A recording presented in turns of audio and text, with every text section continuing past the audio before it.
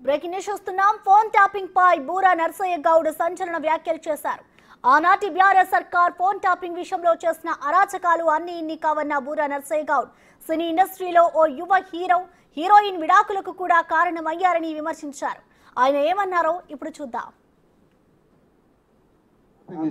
కేవలం రాజకీయ కోణమే లేదు, ఆర్థిక కోణం ఉంది, మాఫియా ఉన్నది.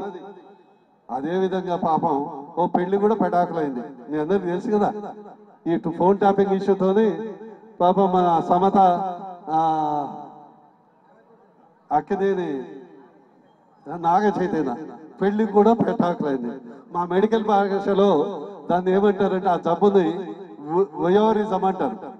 అంటే వేరే వాళ్ళ బెడ్రూమ్లో పోయి తొంగి చూడటం, వేరే వాళ్ళ భార్యాభర్తల్ని సంభాషణ వినటం కొందరికి ఆనందం కలిగిస్తుంది. దాన్ని వయోరిజం అని ఒక జబ్బు ఉంటుంది.